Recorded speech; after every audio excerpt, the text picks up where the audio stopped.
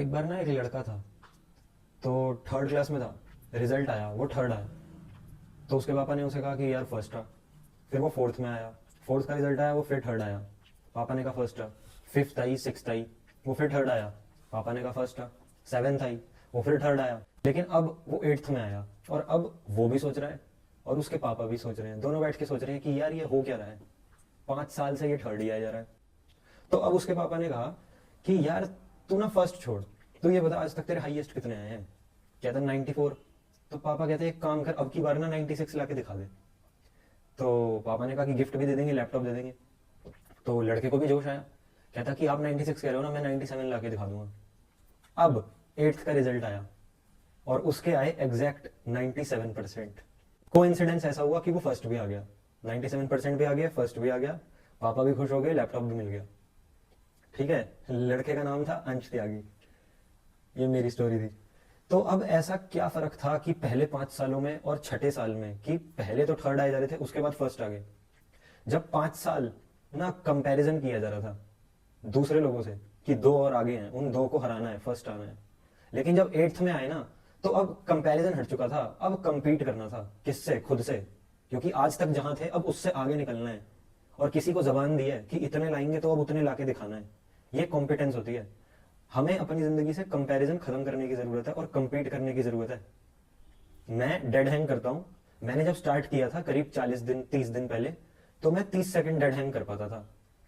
अभी मैं कल करके आया तो मैं 100 सेकंड डेड हैंग करके आया। सुनने में बहुत छोटी सी चीज लगती है, पर जो कर रहा है ना उसे दिख रहा होता है, उसे वो रिजल्ट, उसे वो प्रोसेस देख के मजा आ रहा होता है।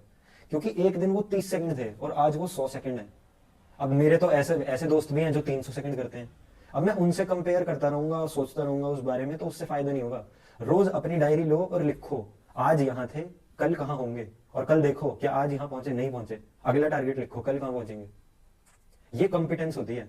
कंपैरिजन करने के लिए यार हमारे ना, हम खुद भी अगर नहीं करेंगे तो हमारे माँ बाप, दोस्त, रिश्तेदार, पड़ोसी, टीचर्स, सोसाइटी, बहुत लोग हैं, सब करेंगे। हमें खुद उससे बुलेट प्रूफ बनने की जरूरत है। कोई कुछ भी कहे हमें फर्क नहीं पड़ना चाहिए। कोई कह रहा है यार वो तो फर्स्ट आता है, तेरे कितने आते हैं? 80%। अरे घंटा भाड़ में जा। ठीक है, मुझे आता है ना भाई, मेरे को बोलना आता है। मैं स्टेज पे जो होस्टिंग कर सकता हूँ वो दूसरे नहीं कर सकते। मैं जैसे गाना गा सकता हूँ वो दूसरे नहीं कर सकते। जितनी मेरी एंड्योरेंस है, मैं 100 पुशअप मार सकता हूँ, तू मार सकता है? मेरा एक दोस्त है वो 100 पुशअप्स मारता है, मैं 25 मारता हूँ। ठीक है, मेरा टारगेट क्या है कि एक दिन मुझे 100 मारने हैं, एक दिन मुझे उससे ज्यादा करने हैं। पर अब मैं ये कंपीट कर रहा हूँ खुद के साथ अभी के लिए। मैं एक दिन 5 मार पाता था, 10, फिर 10 किए, 15 किए, 20 किए, आज 25 हो गए। धीरे धीरे करके 30 होंगे, 50 होंगे, 100 भी होंगे। पर तब जब तुम खुद को रोज एनालाइज करोगे कि यार आज मैं कर पाया। रोज रात को सोने से पहले शीशा देख के सोया करो, देखा करो खुद को कि यार आज जो चाहता था क्या वो कर पाया। नहीं कर पाया, कोई बात नहीं। बैठ लिख कि कल इतना करूंगा, उठ, स्टार्ट कर, वापस शीशा देख, रिपीट। अगर कोई पेरेंट भी मेरी ये बात सुन रहा है तो इस बात को बहुत ध्यान से नोट करके रखना कि अपने बच्चों को कंपेयर मत करना। उनके भाई बहनों से, उनके दोस्तों से, रिश्तेदारों में कहीं से कंपेयर मत किया करो। बच्चा बहुत घुटन महसूस होती है, बहुत बुरा लगता है सुन के। तुम्हारे बच्चे तुम्हें कहें कि पापा आपकी तो इनकम इतनी है, वो बगल वाले शर्मा जी की देखी है, आपसे 2 जीरो ज्यादा है, 1 जीरो ज्यादा है। बोला है कभी बच्चों ने? फिर तुम क्यों बोलते रहते हो भाई? तुम्हारे बच्चे में जो बात है वो दूसरे में नहीं है, ये तुम्हें समझनी पड़ेगी। और जो भी बच्चे ये वीडियो देख रहे हैं, कंपैरिजन होगा ही होगा। हम जिस देश में रहते हैं वहां 150 करोड़ लोग रहते हैं। तुम्हें लगता है 150 करोड़ लोग में से तुम्हें कोई कंपेयर नहीं करेगा? सब करेंगे। पेपर देने जाओगे, रैंक लिस्ट छपती है, तब तो और रियलिटी सामने आती है। कंपैरिजन तो होता रहेगा। तुम्हें एक कान से सुनना है, दूसरे से निकाल देना है और खुद से पूछना है मैं कहाँ था, कहाँ हूं, कहाँ जा सकता हूं। यही 3 क्वेश्चन है। कंपैरिजन करने से ना हमारा लाइफ में एक लॉस हो जाता है, अपनी लाइफ से ना ग्रेटिट्यूड खत्म हो जाता है। क्योंकि भगवान ऑलरेडी तुम्हें दे रहा है, पर तुम कंपेयर करने पे लगे हो कि यार उससे कम है, इससे कम है। अगर मैं अपने फादर की बात करूं, तो हम जिस लोकेलिटी में रहते हैं, हमारे अगल बगल ऐसे बहुत सारे लोग हैं जिनकी नेटवर्थ शायद उनसे 1 या 2 जीरो ज्यादा होगी।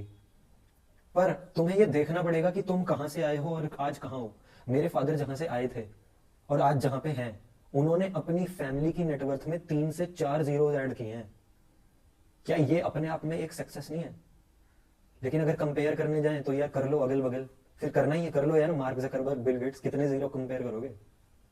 ठीक है, ये देखो कल कहाँ थे, आज कहाँ है, फर्क कितना है, आगे कितना कवर कर सकते हैं। एक और नुकसान जो कंपैरिजन करवाता है वो होता है फोकस की शिफ्टिंग। कैसे?